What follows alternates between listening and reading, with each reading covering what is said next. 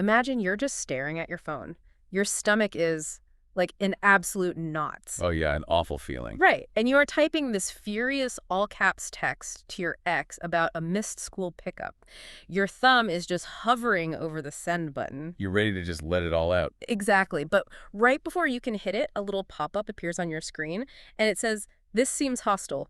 Would you like to rewrite this?" Which is just such a jarring intervention when you're in that state. It really is. So today on the Deep Dive, we're exploring this very modern collision, which is artificial intelligence meeting high conflict co-parenting.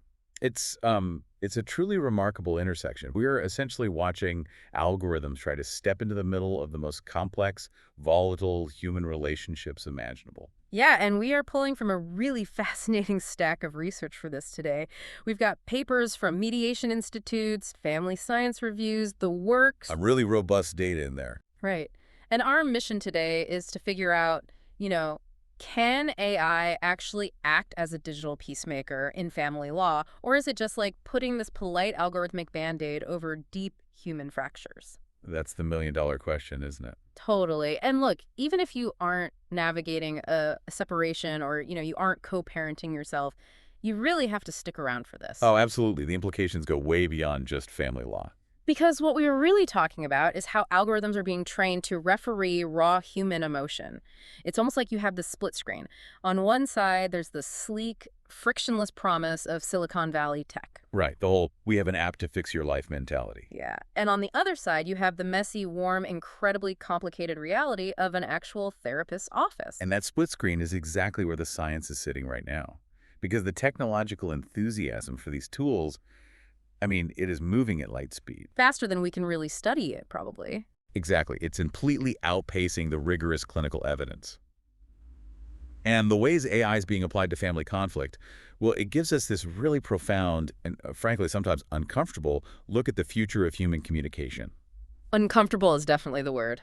Yeah, because it forces us to ask what it actually means to resolve a conflict, versus just hiding it under a polite filter. Right. So if AI is essentially slapping a polite filter over our text messages, we need to first, I think, understand the raw material it's actually trying to filter. We have to map out the human terrain first. Exactly. So when researchers talk about co-parenting, they define it very precisely. It's not just a legal custody arrangement on paper. No, it's a living, breathing dynamic. Right. It is the ongoing cooperation, coordination, and really the management of conflict between adults who are raising a child together. And that applies broadly, right? Whether they are divorced or maybe were never married, or they're trying to blend entirely new families. Yeah, the structure doesn't matter as much as the dynamic. And researchers basically map this out on a really wide spectrum. Right. So on one of that spectrum, you have what the literature calls perfect pals. Perfect pals, which sounds lovely. It does. These are co-parents who cooperate, they share tasks, they offer mutual support. If a kid leaves their soccer cleats at dad's house, mom just swings by and picks them up. No drama, just logistics. Exactly. They manage it smoothly without taking things personally. But then on the exact opposite end of the spectrum, you have this chronic, exhausting hostility. And the clinical term for this group, which I just found so striking, is fiery foes. Yeah, fiery foes. It's highly descriptive for a very good reason. I just love when academia gives us a term that instantly paints a picture like that. You instantly know what a fiery foe is. You do. And this dynamic, it's characterized by frequent arguing, active undermining of the other parent's authority, and just repeated legal battles. They're constantly dragging each other back to court. All the time. These are parents who, in many cases, only communicate to fight. Like a simple text about a dentist appointment instantly turns into this sprawling argument about everything that went wrong in the marriage 5 years ago. Which is just exhausting. And the stakes here are incredibly high. Because there is a child in the crossfire. Exactly. Children who are exposed to this level of ongoing conflict, they face severe, well-documented risks. We're talking about highly elevated rates of anxiety, depression, behavioral issues. And the research points out that this damage happens through two main channels, right? Yes. So first, there's the direct impact. That's the child literally witnessing the hostility, hearing the screaming in the driveway, or, reading the angry texts over a parent's shoulder. Right, so their cortisol levels spike right along with the adult. Exactly. Their nervous system is just constantly activated. And then there is the indirect impact, which honestly is sometimes even more insidious. Because it affects the parenting itself. Precisely. Parental stress severely depletes a person's capacity to actually parent. When you are constantly in a state of fight or flight with your ex, you are just less emotionally available to your child. You have less patience. You're distracted. You can't be present. Right. And the research points out that this becomes a compounding crisis for vulnerable families. If you add, say, financial strain or mental health issues or a history of domestic violence into that mix, the conflict just intensifies. It's like a pressure cooker. But it's not like we've just been sitting around helpless until AI came along to save us, right? Yeah, not at all. Pre-AI interventions actually do work. Yeah, we looked at this massive meta-analysis of 27 randomized controlled trials, and it clearly shows that structured, human-led programs yield significant benefits. The longitudinal data on some of these is deeply impressive. Take the Family Foundations program, for example. Oh, that was a fascinating one. It really is. It focuses on teaching actual communication skills and what they call psychoeducation. Which basically means, like, educating parents on how their specific fights physically and psychologically affect their child's developing brain. Exactly. It's showing them the actual impact. Yeah. And the trials showed that parents who went through this intervention had significantly fewer hostile exchanges. And those benefits didn't just fade after a week or two. They were still visible 10 years later. 10 years. I mean, that is massive in behavioral science. It really is. And other programs like Our Relationship and Triple P, they also show these massive drops in reported conflict and a real improvement in how parents handle disagreements. So when I was reading this, I was thinking traditional interventions are kind of like physical therapy. Oh, that's a great way to think about it. Right. If you've ever had to go to physical therapy for like a bad knee, you know it is highly effective, but it takes immense time. It takes a lot of sweat. It hurts a bit. Yeah, it hurts. And it requires you to willingly participate and do your exercises over months, maybe years. You actually have to put in the work. You do. But AI, on the other hand, is being pitched to families as an instant painkiller. Literally a shot you can take the exact moment a flare-up happens. It's a brilliant analogy. Because traditional skill building takes so much time and sustained human effort, tech developers looked at this space and just saw a massive opportunity. They saw a market, basically. Exactly. They decided to intervene at the exact flashpoint of modern conflict, which is the text message. Ah, the dreaded notification. We all know that feeling when a specific name pops up on your screen and your stomach just instantly drops. You haven't even read it yet, but your body is already reacting to it. Yes, your whole nervous system braces for impact. So let's break down the actual tools that are changing this landscape. One of the biggest players in this space is an app called Our Family Wizard. Right, they're very well known in family law circles. Yeah, and they use this feature called the tone meter alongside a writing assistant. Let's kind of walk through how this works in practice. Okay, so say you are just furious because your co-parent is late for the third time this week. Very relatable scenario. Right, and you draft a text saying, I don't know, you are always late, you clearly don't care about our son, you are so selfish and irresponsible. Classic fiery faux text right there. Exactly. Yeah. But before you hit send, the app's natural language processing, or NLP, intercepts the draft. And NLP is essentially just a branch of AI that helps computers understand, interpret, and manipulate human language, right? Correct.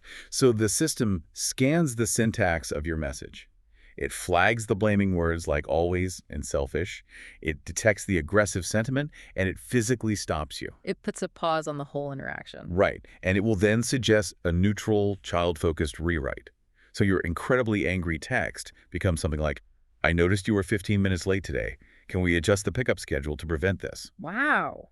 From an attack to a scheduling question. Yeah. And this app is court-approved in many U.S. counties now. Judges are literally mandating parents to use it. It's becoming standard practice in a lot of jurisdictions. And then you have other apps, too, like Talking Parents, which uses a sentiment scanner and keeps unalterable transcripts of everything said. So you can't go back and delete a hostile text. Nope, it's there forever. There's another one called Kid Time, which does the AI tone scan, but it also auto-generates custody analytics. It spits out overnight reports and custody splits so parents don't have to argue over the math. And it's really crucial to note here that these algorithms aren't just pulling polite words out of thin air. They're actually being trained on established human psychological frameworks. Right. The research highlights this framework called BIFF, which stands for brief, informative, friendly, and firm. Yes, BIFF is a gold standard technique for communicating with high conflict people. And then there's the gray rock method, which I found fascinating. Oh, gray rock is incredibly interesting. The idea is to make yourself as uninteresting and non-reactive as a literal gray rock. So if they poke you, you give them nothing. Exactly. If someone is trying to provoke you, you give them zero emotional ammunition. You just state the logistical facts.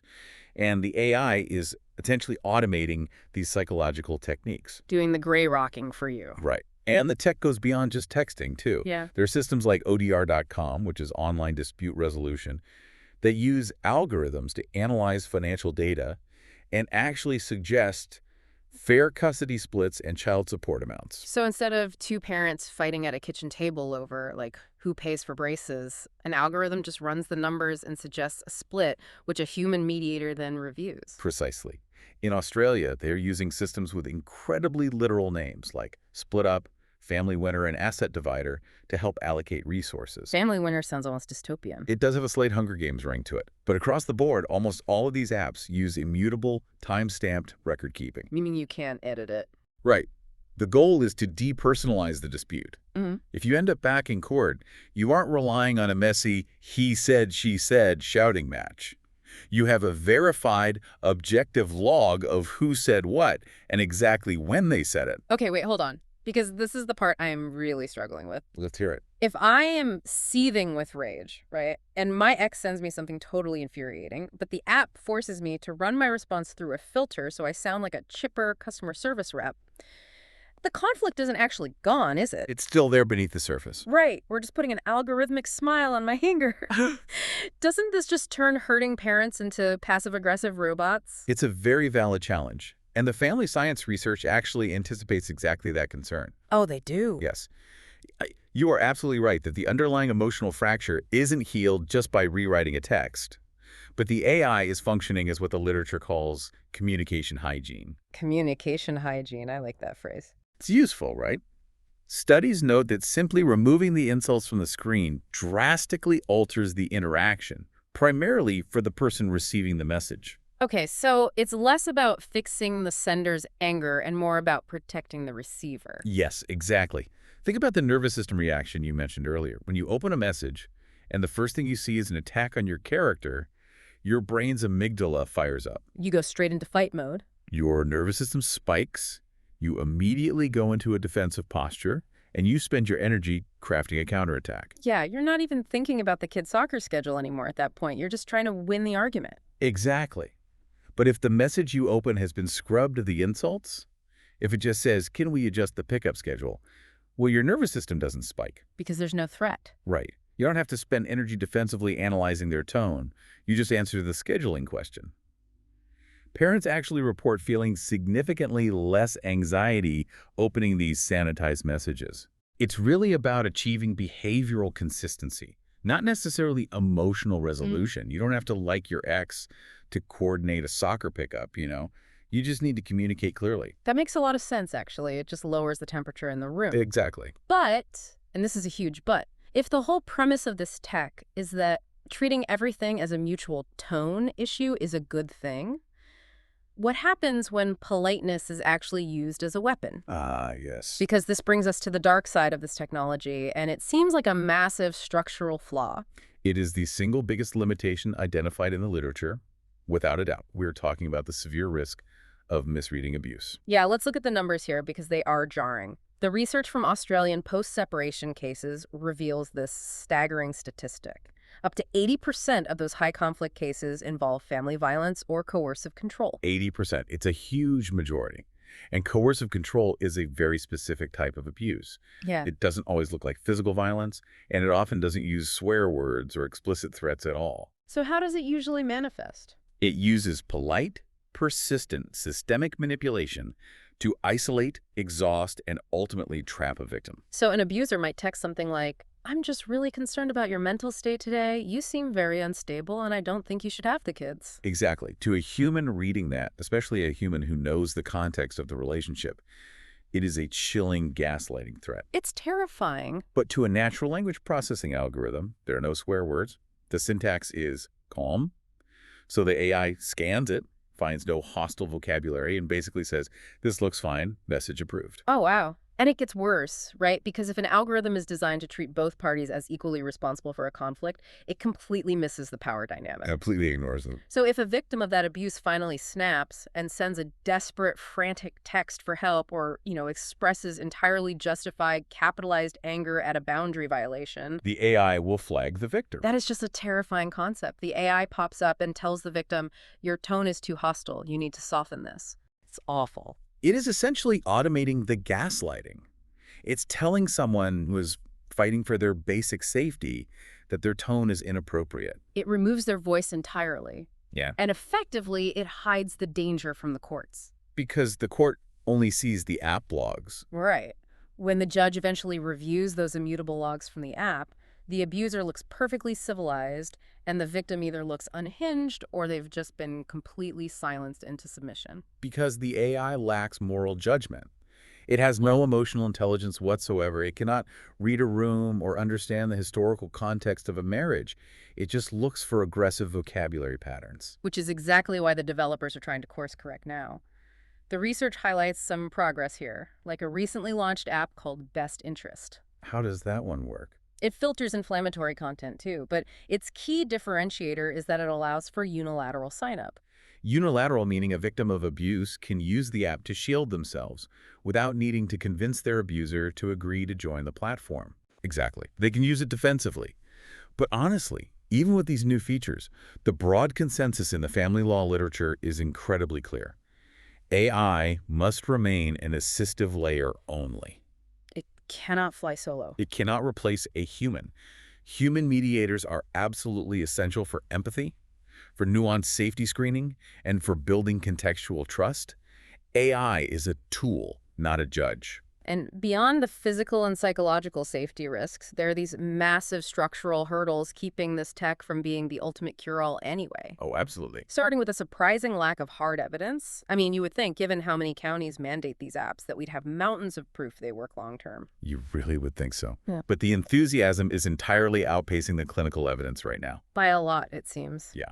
The family science reviews state very clearly that as of right now, no AI-based intervention has been validated as a standalone treatment for couples in conflict. But wait, app developers are constantly citing studies on their websites, right? I've seen them. They are, yes.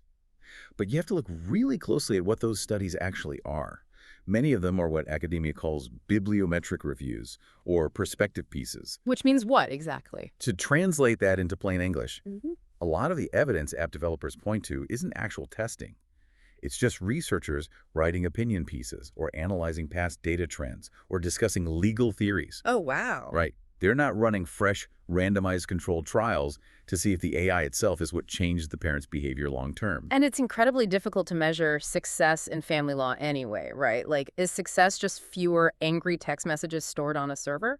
Or is success a genuinely healthier child? That's the core issue. AI can easily measure the first one. It has absolutely no way of measuring the second. Precisely. And then we have to talk about who actually gets to use these tools in the first place. Yes. There's a massive cost barrier here. This blew my mind when I read it. These AI features are not free, and they are not cheap. They are locked behind really steep paywalls. It's a significant financial burden. Yeah, like Talking Parents costs about $353 a year if you want access to the AI features. Our Family Wizard runs between $100 and $300 a year per parent. Which adds up incredibly fast. Meanwhile, the free apps on the market, like AppClose and Cozy, they lack these AI features entirely. They are basically just shared digital calendars. Which means we are looking at the creation of a two-tiered system of justice and mental health support. A total divide. Right. Wealthy, tech-literate families can afford to pay hundreds of dollars a year for an algorithm to smooth out their divorces. They get these pristine, court-ready records that make them look incredibly cooperative to a judge. While low-income families, who we already know face compounding stressors that actually increase the likelihood of conflict, they are totally priced out. They are left to navigate raw, unmediated conflict on their own. Without a digital shield. Yes. And when they end up in court, their records will reflect that raw, unfiltered emotion, potentially penalizing them in custody disputes compared to the families who could afford the AI filter. It just creates a massive disparity in how justice is served. And, we haven't even touched on privacy yet, which is a total minefield. A complete minefield. Think about the data these apps are vacuuming up. Family law data is arguably the most sensitive information a person can generate. Oh, without question. You are talking about deep financial records, medical and mental health histories, and the exact real-time daily schedules and physical locations of children. And general-purpose AI is nowhere near secure enough to handle this kind of data. These tools require IP-level protections. Which is a huge hurdle for a tech startup. Exactly. And developers are navigating incredibly murky waters regarding consent laws, too. But perhaps the most complicated issue is mandatory reporting. Oh, this was fascinating. Think about it. If an AI algorithm is reading every single text message and it detects a clear admission of child neglect or physical abuse, what happens next? Does the software company have a legal obligation to report that family to Child Protective Services? That's the thing. There is no standard for this right now. It is a total legal gray area. So you have private tech companies vacuuming up incredibly sensitive family data, charging high monthly fees, and operating without comprehensive legal frameworks or rigorous clinical validation. It is the Wild West right now. Yeah. Which really brings us back to the core question. What is the right way forward? Well, we've covered a massive amount of ground today trying to figure that out. We mapped out the battlefield of co-parenting, from perfect pals to fiery foes. And we saw how human-led programs like Family Foundations actually change behavior long-term by teaching real, lasting skills. Right. And we looked at this new wave of AI referees, these apps intercepting angry texts and rewriting them to be brief, informative, friendly, and firm. And we really explore the dual reality of that technology. Because on one hand, it is a fantastic tool for communication hygiene. It really is. It genuinely lowers the emotional temperature and protects the receiver's nervous system. But on the other hand, it has dangerous structural limitations when it comes to recognizing coercive control, and really risks masking abuse behind polite algorithmic language. So the consensus from mediation institutes and the broader research is that we really need a carefully designed hybrid system. Yes, hybrid is the key word. Because AI cannot read a room.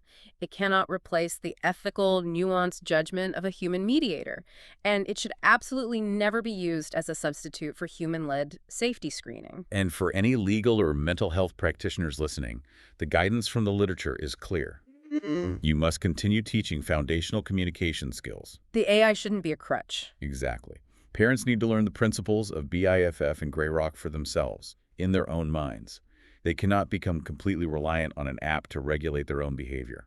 And that actually leads me to a final thought I want to leave you with today. Something for you to just mull over as you go about your week, whether you are co-parenting or just communicating with a difficult colleague. It applies everywhere. It really does. If we increasingly outsource our conflict resolution to algorithms, if AI intercepts every angry text and sanitizes every harsh word before it ever reaches another human being, are we losing the fundamental human muscle required to navigate messy, raw conflict organically? It's a profound concern. If algorithms are always playing referee, treating our relationships like an autocorrect typo that just needs a quick, clean fix, what happens to our own emotional intelligence when the Wi-Fi goes down? That is the exact question we all need to be asking. Thanks for diving deep with us today. We'll catch you next time.